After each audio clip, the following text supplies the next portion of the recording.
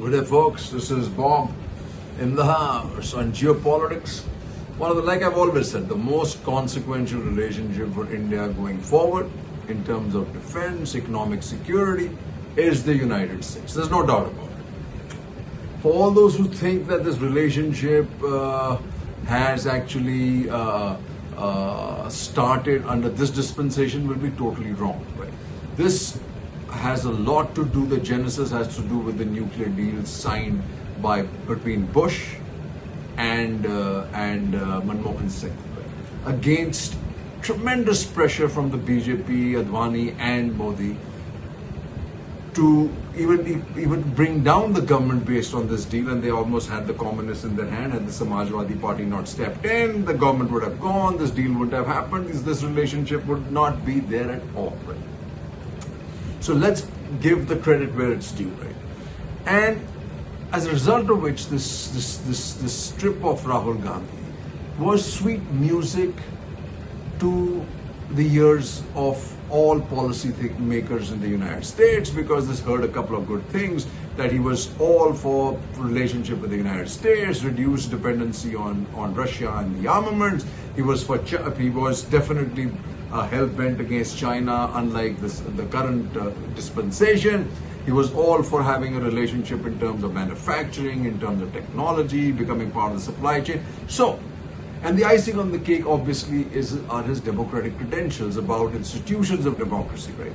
So, all in all, the United States never shuts its doors down to the opposition. And why should it? It doesn't know who's going to come there first. But what's important for us to know, as far as the United States is there, it's beginning to see Rahul as a possible opposition leader that will take this relationship forward, just like Modi and how it was started by Manmohan Singh. So let's just say what I'm saying.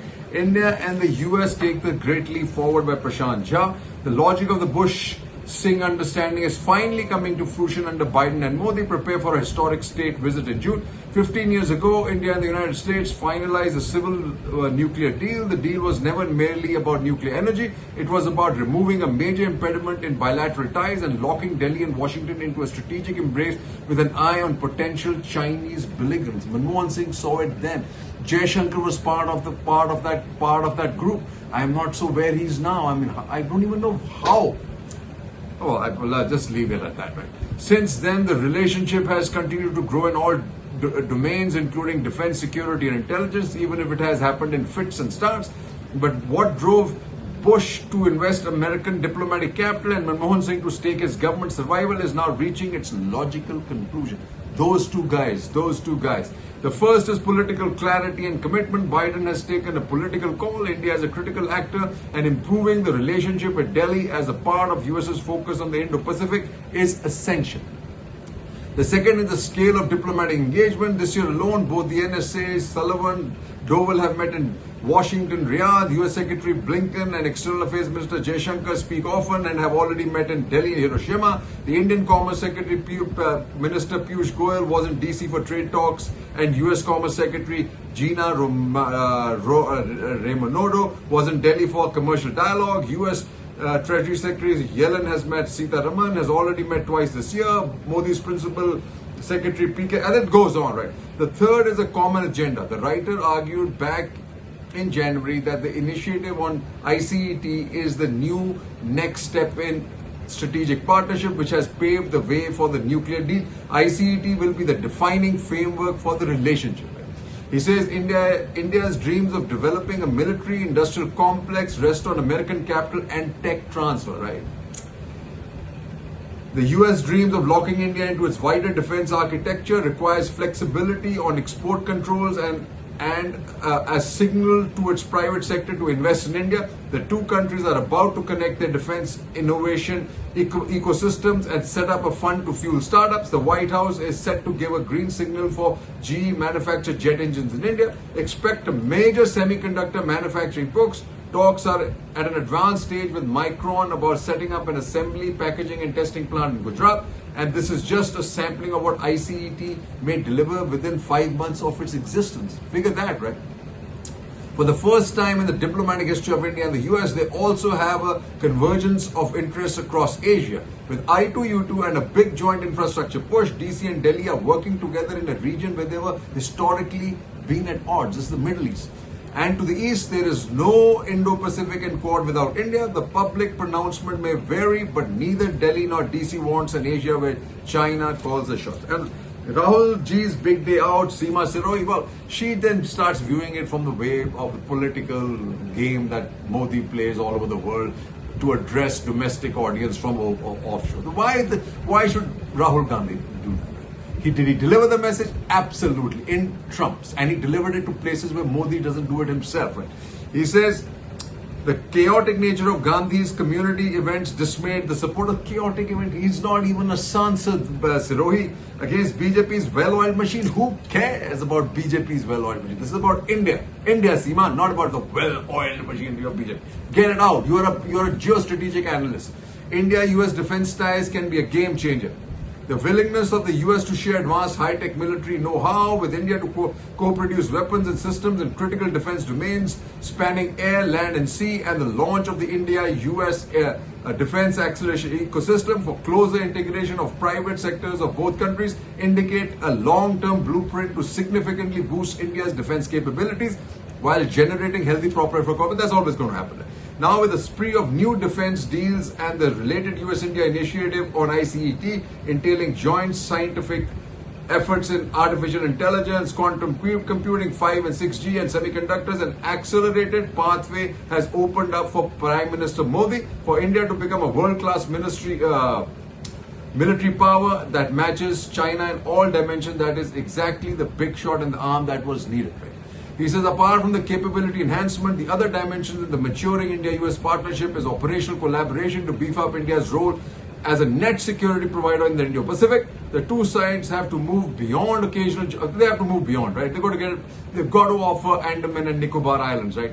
While proposal for the US Navy or Air Force to access India's strategic located Andaman and Nicobar Islands may sound a tad too much to New Delhi, which prizes its sovereign state strategic autonomy, but the possibility of making that headquarters of the Quad.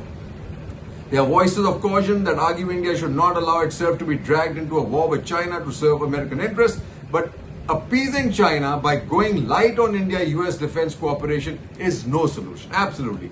The US has already strengthened the Indian Navy's sea and undersea surveillance capability. It is time to also step up with greater jointness and fusion in the operational sphere. Right?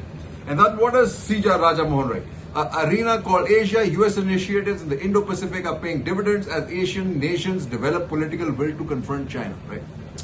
The most consequential initiative has been in the Indo-Pacific. In the 2.5 years, Washington has elevated the Quad to the summit level, unveiled the AUKUS high-tech alliance with UK, Australia, launched trilateral coordination with South Korea, Tokyo, and unveiled a local Quad along with Australia, Japan, and the Philippines to counter the Chinese military pressure against Manila. The US has been encouraging Japan to raise its military capabilities, modernizing the military alliance with South Korea, revitalizing the freight military partnership with Manila, and enhancing security cooperation with Indonesia. Indonesia, key player, and Manila, and India is playing a huge role, right? Building a stronger strategic partnership with India has been a high priority for the Biden administration. After the SLD, Austin traveled to Delhi, right? And what do we have here? And you know why you need it. China builds ecosystem to aid Aksai troops, India border situation. So now China is getting worried, and why are they making this statement? You have to worry, right? India border situation stable, won't brook third-party interference as China. US says no Ukraine peace deal without Russia's withdrawal, and here the India gets into some kind of trouble. NATO-like alliance can lead to conflict in Asia Pacific. China's worried lot. India, US finalizes roadmap for defense industrial cooperation. The line of dignitaries that have visited India before Modi's visit just shows that India is being pulled to the altar. India-US sealed defense cooperation roadmap. China in focus as Singh meets US Defense Secretary. Ahead of Modi visit, India and US hold strategic trade talks, focus on boosting ties. India-US hold first meet of strategic trade dialogue ahead of PM's visit. So while we're doing that, India urges Germany to invest in defense corridor in UP and Tamil Nadu. You have Modi likely to visit Egypt on his way back from US, increasing the footprint in the Middle East. India, German Firms Inc. MOU to bid for 42,000 crore deals to build conventional subs, negotiating on three key trade deals agreement to mark June. This is with the United Kingdom, right? And this is, like I said, India holds main strategic trade dialogue, and it's all out there, right? Russia cyber threats top agenda, Sullivan summit, right? Sullivan's coming in. US hopes Modi visit concentrates India's most important partner. Hopefully that would happen. US Congress invitation puts Modi in the elite club. Absolutely, doing it twice. PM Modi to address US Congress. Now the point of the matter is, let's not make this a domestic agenda, because it's not. It is, at the end of the day, about India. When they talk about India's democracy being vibrant, it's India's democracy, right? And then you have this other place where cooperation with India is going to work. And let me put it this way: the US is not giving up without a fight in the Pacific Islands. You see that here. Fiji reconsidering security ties with China as tensions soar in the Pacific. A big step forward in US-India defense ties. And this is how I end it. He says, U.S. Defense Secretary Lloyd Austin arrives in Delhi today. His visit 2 weeks ahead of PM Modi's state visit to Washington, D.C. shows how U.S.-India defense ties have flourished and marks potential for reciprocity on key issues. The two countries are taking another major step towards sharing mission of securing the Indian Ocean Commons through India's recent participation in the Combined Maritime Force and the Quad launches of the Indo-Pacific Partnership for Maritime Domain Awareness. I've always said this, and ex-chief Arun Prakash has also always said this, right? He says, second, Austin's visit to India presages several opportunities. Reporting suggests that U.S. government is poised to authorize joint production of F414GE. Now, here's the important thing. We never got this technology from the USSR. They were niggardly with the technology, right? The Indus X event in June will kick off a bilateral process to connect our national security innovation ecosystems to research, development, and produce cutting-edge military technologies, such as combination of high-level technologies sharing and bottom-up co-development efforts would be unprecedented. Despite India's licensed production of Russian fighter aircraft for 60 years, it has never been able to obtain or derive technology as advanced as what the US is offering today. The prospect of Indian defense startups designing, prototyping, and producing in partnership with leading US defense companies will accelerate India's indigenization program. And what's important is we'll become part of the supply chain, just like TASL already is, right?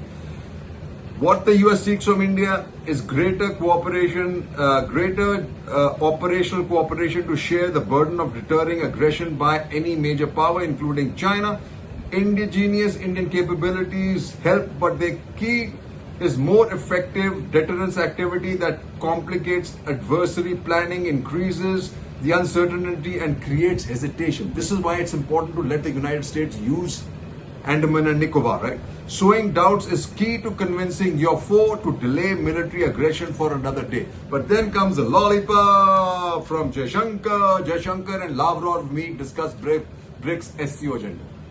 On this front, we continue to waffle, but then Rahul Gandhi has also suggested that they're going to do the same. But my case is that we got to move away from Russia, because now it's nothing but a satellite of China, and China is going to continue wanting our land, folks. That is it. That should never be forgotten. 3 cheers and Jai Hind. I think this trip is going to be something to the similarly to what when we signed the nuclear deal, folks. 3 cheers, Jai Hind.